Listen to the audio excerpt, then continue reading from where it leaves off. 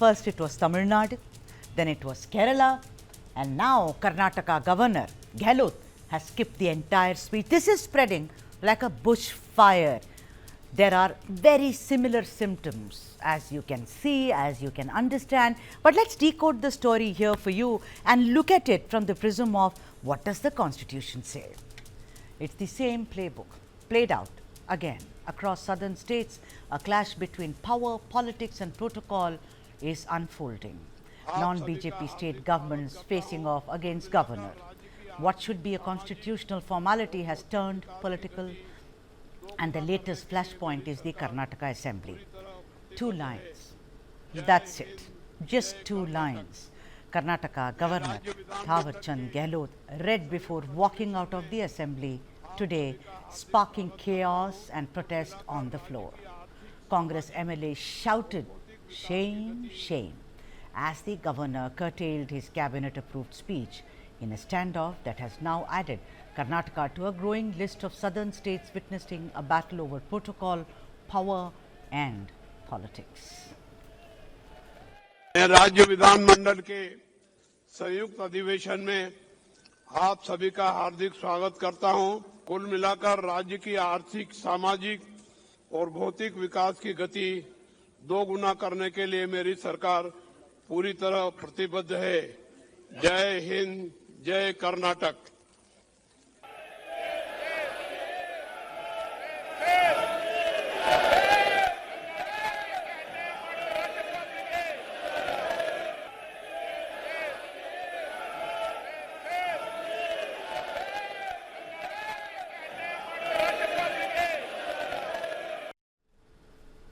Now, the controversy stems from the governor refusing to read the full policy speech prepared by the state cabinet, a constitutional requirement under Article 176 and 163.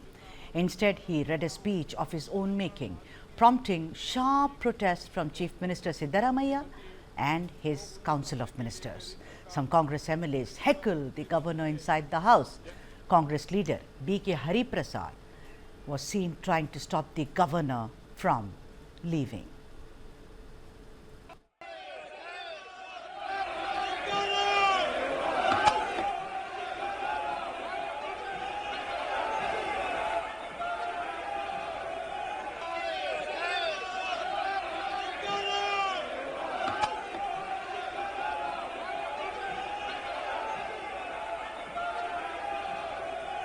It is against the Constitution. We got to protest against the people who go against the Constitution. For Bharatiya Janata Party appointees, these appointed governors, it has become a fashion for these people to humiliate the chief ministers, humiliate the people of the state who have not voted the Bharatiya Janata Party, and this is not accepted. Karnataka is known as a progressive state and law-abiding state. And these governors who come from the Nagpur University, they are trying to browbeat the people of Karnataka. That is unacceptable. Earlier, Law and Parliamentary Affairs Minister H.K. Patil had briefed the Chief Minister that Governor Gehlot insisted on removing certain paragraphs of the speech. These portions criticized the Union government's replacement of the Mahatma Gandhi National Rural Employment Guarantee Act with the PBG Ramji Act. The excise sections argued that the new law would force distress migration to the cities, curtailing employment rights for the Dalits, Adivasis, women, backward classes and also rural agriculture workers. The state government called the governor's move unconstitutional. Siddaramaiah said, and I quote, "Every new year, the governor reads a cabinet-prepared speech. We will protest and consider approaching the Supreme Court." Other Karnataka ministers came in support of what he said. Listen. Today, instead of speaking the speech prepared by the cabinet, he spoke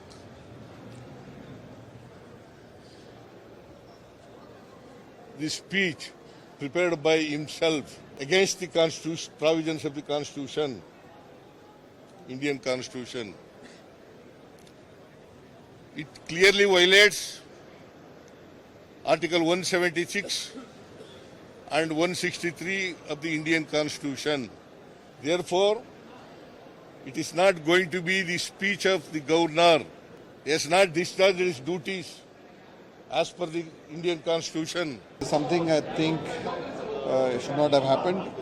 The governor is duty bound to read what the government prepares the speech for him to read out. Governors from the central, during the BJP rule, totally violating those norms and breaching that decorum. And we've seen in Kerala, we've seen in Tamil Nadu, here, West Bengal, wherever opposition ruled states are there, governors are not behaving as per the constitutional norms. It is political slugfest, there is no doubt about it. You know what C.T. Ravi said? And I quote him, "The government is misusing the governor. The cabinet has authority to advise, but not to demand blind compliance." BJP leader B.Y. Rajendra also added, "The Karnataka government has a habit of insulting governors." Listen in. क्या किया आज state government ने, वो संघर्ष करने का मानसिकता है। उन्हें संबंध प्रतिष्ठापित करने के लिए कोशिश किया नहीं, केवल संघर्ष करने के लिए उन्हें कोशिश कर रहा है। उनका पार्टी प्लेटफॉर्म में कर सकता है, वो भी महसूस जनता ने किया है।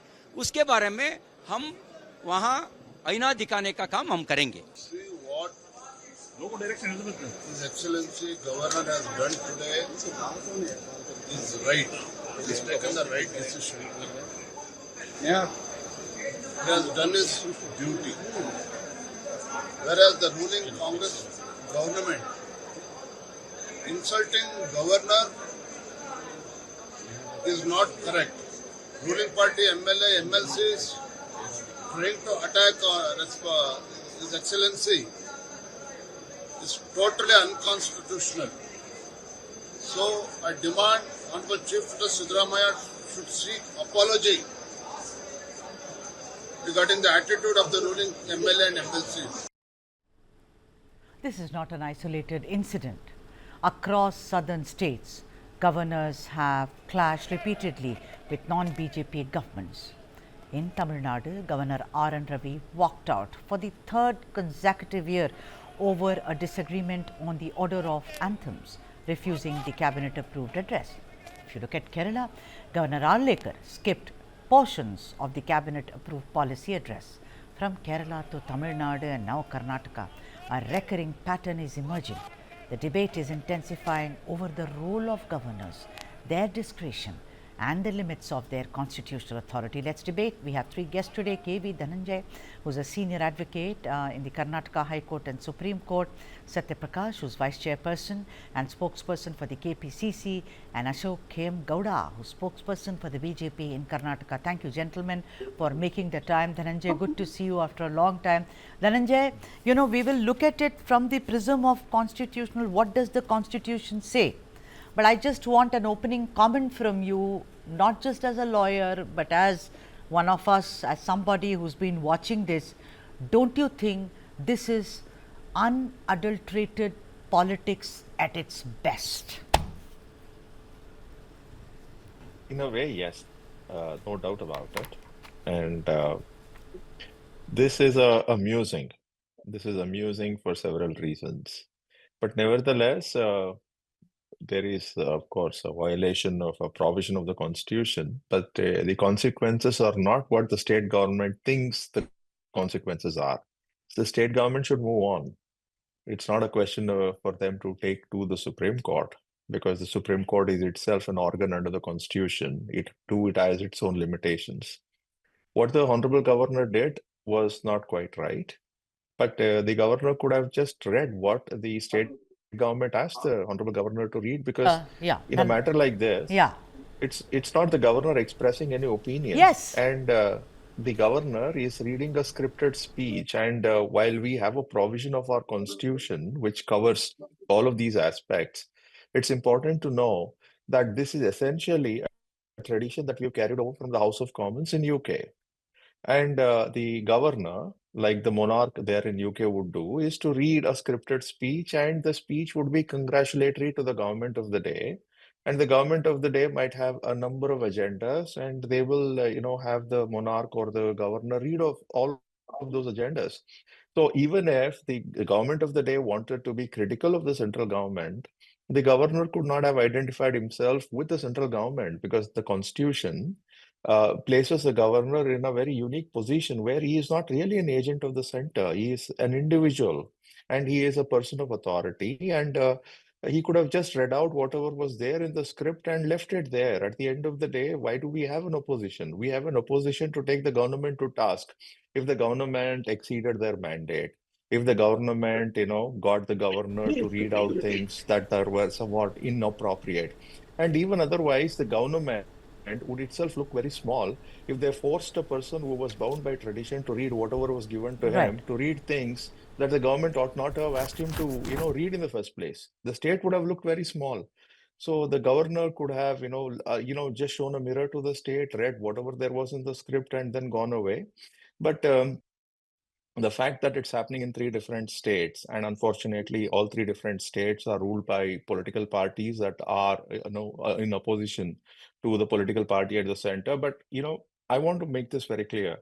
You only look at 2024-25, it might be very easy to start blaming the center or the BJP and all that. But if you start looking at things over a 75-year period, you will see this has been repeating, by the way. You have one political party, strong political party in the center that will somehow try and abuse the Happening, role of yeah. the governor. Yeah. Yeah, that's happened in the past. So Yeah. it's But unnecessary now to it's take like this as a out in BJP the versus open. Congress. It's out in the open. It is almost like eyeball to eyeball confrontation. Mr. Gowda, it is very clear that if a governor does not perform his duty, that is making the mandatory speech, it amounts to acting against the constitution. R.N. Ravi, what he did, if you look at it strictly from the prism of the constitution and legalese, it would mean the constitutional provision has been violated. The governor is supposed to read the speech which the cabinet approves and sends it, and then his role is over. He is not supposed to alter it, delete it, critique it in any fashion. What was seen today in Karnataka is just a display of dirty, petty politics, Mr. Gowda. See, there are three components to it, Sudhaji. First component is the governor's note itself. The governor's speech itself was a first component. Second component is the content and the Article 176. Under Article 176, what are the deliberations which have been done and what are the past examples, which our KV Dhananjay ji has already mentioned it in a little manner. That is part 2. Part 3 is whatever when the governor was coming out and whatever happened. There are three parts to it. Now let us come to Article 176. It clearly states that governor has to read whatever is presented by the state cabinet, and it has to be read in the same manner. But apparently, in the Sukhwinder Singh, if I'm not mistaken, the name of the governor was Sukhwinder Singh and versus State of Punjab in 1974. It was clearly stated that the content need not have to be read, but the governor should read.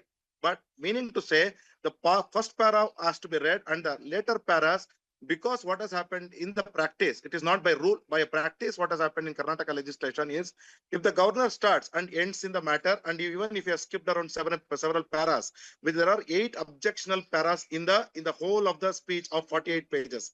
That is page number 2 to page number 11 is strictly objectable. Another 3 Those paras are objections there are obviously, in the whole speech. No, Mr. Gowda, for people, it has to be simple. You may understand, legalese better, but I'm saying this for the people, whatever was objectionable, whether it was Governor Arlekar or whether it was R.N. Ravi, everything has a political complexion to it. It is not as if it was objectable where he said, I will give you an example. Girl children should not be sent to school, only boys should be sent to school. The governor can get up and say, what nonsense is this? This is a complete violation of the rights given in the constitution. But every objection, whether it's para 11 or 12, it all has to do with pure politics, which is Manrega, you see, and other things. Let me complete it. It's not just about Manrega. There are several paras other than Manrega also, wherein the objection was there. and it can be objected because state governments, what it clearly states, Article 176 is, it should state that the vision of the government and the way government has performed, Objectionable. not criticizing the central government. It is very What clear. was objectionable? Wherein this speech, come to this the speech point, has sir. several paras criticizing central government, and that is not acceptable by But any. he's even by supposed to Article be the 176. governor of Karnataka, sir. Array, He's not. Article 176 clearly does not allow for any criticism on the state on the Satya, other go state ahead, governments Satya. or the central Satya, government. go ahead. It is very clear. It is very clear. It is very clear. Can I go to Please Dhananjay? read Article Satya. 176 Part 3 of Article Only 176. only if he Coming to the stops. third You, part of you it. know, thank you. you should Third come in. part of it. That's how it Third part of works. it. Who is Satya. this B. Hari Prasad? Is he a big gunda? Has What? he gone back to the I will rowdy not culture? come. And Ask he him to comes stop, and threatens then the I will governor, come, because and there are people will several laugh MLAs, at him. including Sharad Bachegowda and others, who are threatening the governor. How dare they threaten the governor? They may be elected representative. Governor is also a constitutional body. They cannot do that. So meaning to say, Congress government is unconstitutional in writing a speech which is against the central government and under Article 176 Part 3, and as well as this rowdy culture and Gundaism culture which already exists in Congress party, and Karyakartas as well as chief minister going and slapping a SP, and as well as several MLAs people going and thrashing a women bureaucrats. Please, The it's same enough. culture is You've floated done. in the Okay, Congress Mr. party Gowda, today. enough. Satyaprakash ji, come in. Satyaprakash ji. Thank you so much. Thank you so much. I will not be rhetorical like my BJP counterpart. See, you need to understand what is the essence of Article 176. Article 176 says, shall address. It is his responsibility to address. Yes. But address doesn't mean reading last two lines. That means being a constitutional authority, he is demeaned the Constitution of India. It is a shame that a person who has taken oath to become the governor, by being the governor of the state, means he is the head of the state. For him, Karnataka's importance is most important for him. The concerns of Karnataka, people of Karnataka, should be most important for the head of the Karnataka state, not the importance of Modi, Amit Shah and all. The BJP and inside Mr. Thaawarchand Gehlot, the sun inside Thaawarchand Gehlot has come out today. What does Article 176 say? He should abide by whatever the cabinet says. He has no role in telling, I will not do this, I will not do that. The governor is not above constitution. Article 176 leaves him no discretion. There is no discretion for him under 176. Now let me come to Article 163. What does it say? Governor must act on the advice of the chief minister and the cabinet minister. It is his bounden duty that he has to act for the benefit of people of Karnataka. Now coming to Manrega. What is Manrega? Earlier we were contributing 10%. Now Modi's government wants us to contribute 40%. By contributing 40%, is it good for people of Karnataka? All right, or bad okay. for people Let's. of Karnataka? Manrega is another conversation, and I know it's very important for all of us. But Satya, let us stick to the topic of the day. Otherwise, I cannot finish. I have only one point, Sudhaji. No, I'll go to Dhananjay there. Please wait for your turn. Dhananjay, is it, apart from Article 176, isn't it also, I want to look at it from the constitutional prism, that a governor cannot add anything, delete anything, or even change a comma. This applies equally to the President of India. So also, can a state government amend Article 176 to remove the governor's address from the, like Mr. Muka Stalin is going around saying? Experts say a state government cannot amend the constitutional amendments. It can only be made by Parliament. These 2 points. Can I, as a governor, if a speech is sent to me and I object to certain things, I can send it back to the chief secretary. Now, I know that this was last minute in Karnataka, but I am even talking about Kerala and Tamil Nadu. The thing is that I am supposed to go and read, because here as a governor, I am representing the state, I am not representing anything else. Correct me if I am wrong, Dhananjay. Yes, that is true. But the Constitution, what we have is one of the largest, or rather the most voluminous constitution of any country in the world. We have a good number of provisions. And I've been watching the commentaries coming out since morning and also yesterday.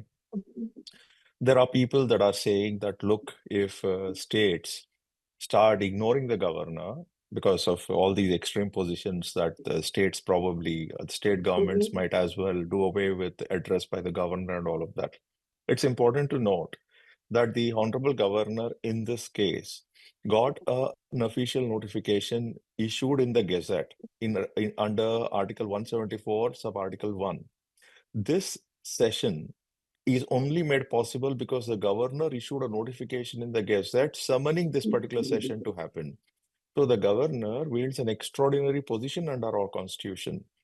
Very often, when we say that the governor is ceremonial, we say that not in an absolute sense, but with respect to certain, certain instances. But there are certain other areas where he wields extraordinary power. No legislative session can even be summoned unless and until the governor consents to it. So if going forward, if some state is going to lock horns with the governor and would not send a prepared speech to him, it's entirely possible that he might issue another notification and say that I had issued a notification asking that the session be summoned on this particular day at this time. I am revoking it. Then there is no question of holding any session at all. So it's important to note that the governor wields extraordinary power. And this would be an answer to what Mr. Stalin in Tamil Nadu was suggesting, that they will, try and keep the governor away. If they try to keep the governor away, there is no question of even holding an assembly session at all. Number one. Number two, all of these differences come about, and it's important to let that be, rather than take the matter to a court and get into even more controversies. Because what is the court going to do here? At the end of the day, the court is not going to lay out a rule that the governor will ensure that not a comma is missed, not a full stop is missed. It's not. And we sometimes overemphasize the role of a court with respect to constitutional conventions, conventions. That's right. But because it has now worn a I beg your pardon, a political cloak, as it were, that's why things have become so complicated. Like you say, what can a court do? Imagine a governor saying, with due respects to that governor and to that Raj Bhavan, saying that actually the mic was switched off. I mean, does anyone, you say, I don't know what to say, because it could be that I am commenting on a constitutional authority, but to say the microphone was switched off again and again, I find all this, extremely petty, I think, and small issues. Gowda sir, you wanted to come in. Yeah, see, simple, Sudhaji. You are an editor of a news channel, and when you are editing, so your owners have given you absolute authority to speak. Yeah. That does not mean that you criticize your owner. That does not mean that you criticize the channel. When you are asked to criticize the channel according to Article 176 of 3, what are you supposed to do? You are supposed to speak about the issue and be very clear about the issue. You cannot, just because you are an editor, you cannot speak against the channel or the channel's owner. See, that is what is a provision which is the 176/3. Government should say about the vision of the government, not criticize the other governments and central government. And it is very clear that in the total speech of 48 pages. What are you talking Mr. Gowda, you asked me. Which part of the constitution? See, 1 second. You asked me a question. Can I answer that? Ashok. Yeah, you said no, 1 minute. You said I represent the channel and I can't criticize it. Yes.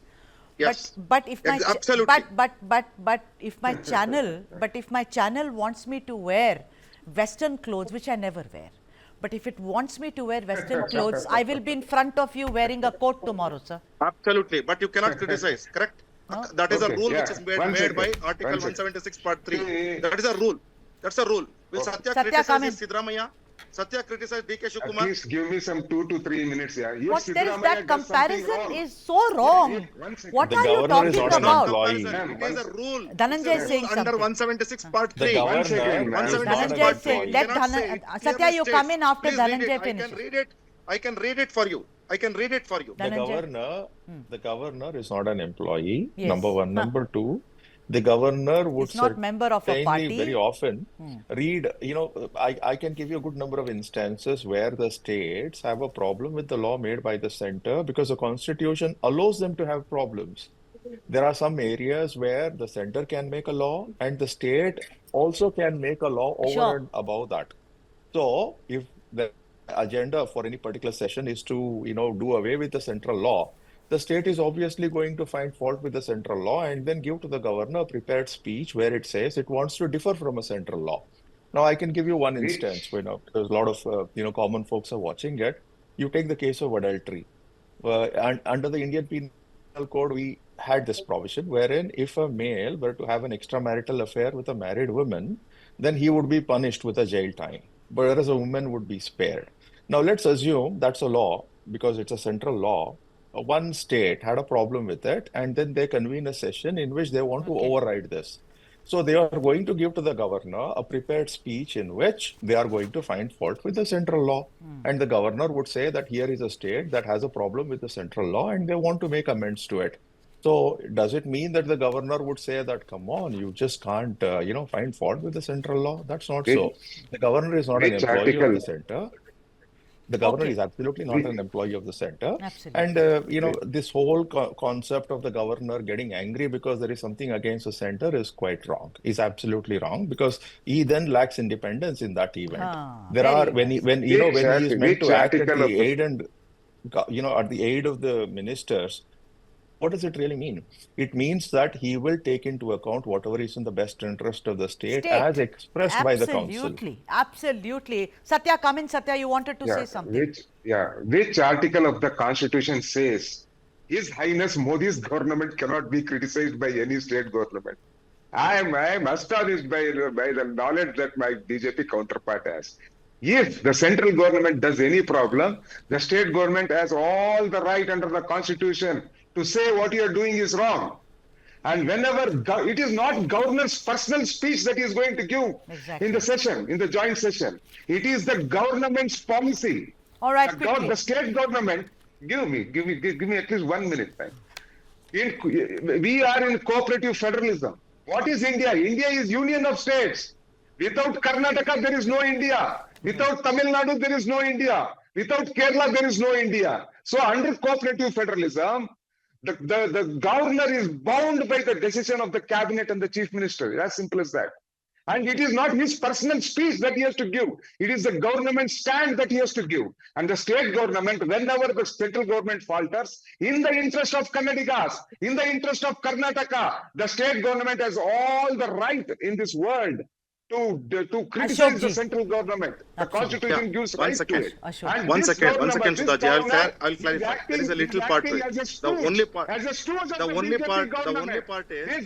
what is the thing? They say that it should be a visionful document. You can definitely have differences with the central government and you can say, but it should be vision, not criticizing.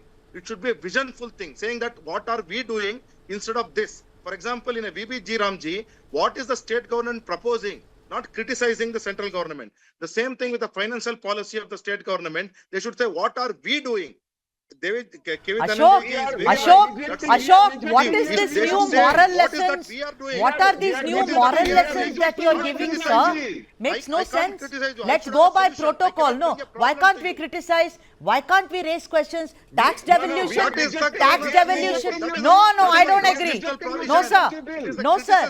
Is only media tu meme, but governor is a constitutional body. You should have a policy. You should have a solution to a policy. You should move. Governor being the constitutional body doesn't respect the Constitution. Satya, wait. It is not. Let me quote him. Let him quote. You said no. Media. They are allowed. The governor is not supposed to talk, or you said you should not criticize. It should not be critiquing. It should be very, very suggesting, improvements. R.N. Ravi, due respects to him, in Tamil Nadu, has criticized the government day in and day out. Oh, they are they do not have any policy towards the SC, ST and Dalits. There is a lot of crime here. Tamil Nadu should not be called Tamil Nadu. Why is Tamil Thai Vazhuthu played first? Now, everywhere he's given his his what is called opinion. He's opinionated. He's not said, I wish more girl children would go to school. I wish in Tamil Nadu people would learn Hindi also. His thing is, they are boycotting. So, Mr. Ashok Gowda, all this looks very good as a moral science class. Ultimately, the state government prepares a speech. The governor has a problem, he contacts the chief secretary.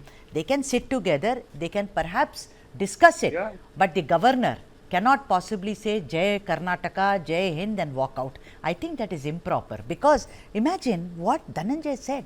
Dhananjay said, if we don't have a governor and if we keep saying, I will not read this speech, then how will you have a session at all? It is so counterproductive in a democracy. How do you start It's this? it's an insult to the democracy. Yes, it is It's a an insult to the complete legislature. breakdown. It is an insult to people Arey, of Karnataka. you are a- It is insult to cooperative federalism. Even- it is insult to mandate of the people of Karnataka. Absolutely. You know, I don't understand this. Even the other day, someone said, oh, let him go to R.N. Ravi, let him go to Bihar. I said, I'm sorry, you have no business saying that. He's the governor of Tamil Nadu. He needs to be respected for that. Whether he comes from Bihar or whether he comes from any other place is none of our business.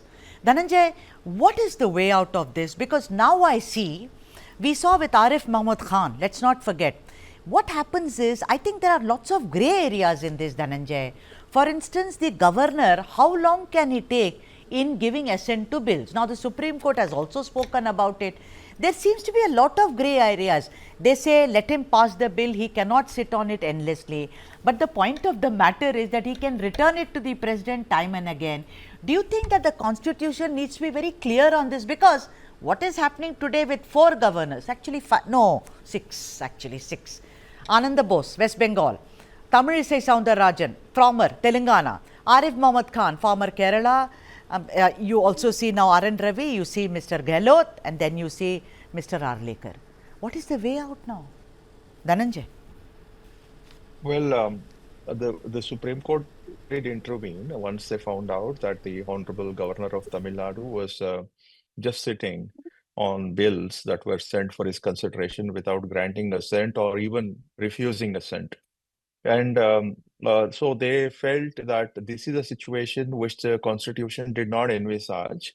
And because it's impossible for the due administration of a state to be carried out if this were to be the case, what the Supreme Court, 2-judge bench decision did is to say that the bills shall be deemed to have been passed. And that was, dissented from or disagreed with by a 5-judge bench. So I am hypothetically stating here that if the 2-judge bench instead had said that if a governor would take X number of months and still not grant assent to a bill, then the bill shall deem to have been lapsed and it will go back for fresh consideration before the House, so that the House can then debate on it and also perhaps criticize the governor for not having, acted on the bill or granted the assent. Maybe that would have probably been a better situation. And it's entirely possible if more governors in opposition ruled states continue to sit tight on bills and not grant assent. All right. It's entirely possible the Supreme Court would, come out with a rule like that. I'm running out of time. Quickly, Satya. Yeah. My question to all the panelists, including Sudhaji, is governor represents whom? His first priority should whom? The state or to his bosses or masters who appoint him is a question that people of Karnataka are looking at. People of Karnataka will judge this governor, whether his loyalty is towards people of Karnataka, the Kannadigas and the state, or his loyalty is towards his party, his ex-party, people who have appointed him, Modi, BJP, RSS and Sangh. People of Karnataka will take a call on this, is all I'm going to say today. Ashok. It's simple, Some Sudhaji, we respect to the debated enough governor, I on think, the is required. governors. But what happened after the governor left, that also should be debated. He's the first citizen of the state. And the first citizen can be insulted by MLAs and a few gundas. That also should be discussed. That should be asked to Satya. There is a song called We Didn't Start the Fire. It's about who starts it. We didn't start the fire. He has forgotten his MLAs who removed the shirt. Yeah, Dhananjay, let me finish this. Unless Dhananjay, you want a last comment quickly. I've run out of time. Dhananjay, do you want? Well, if Congress wants to criticize the governors, then Congress should carefully watch their language.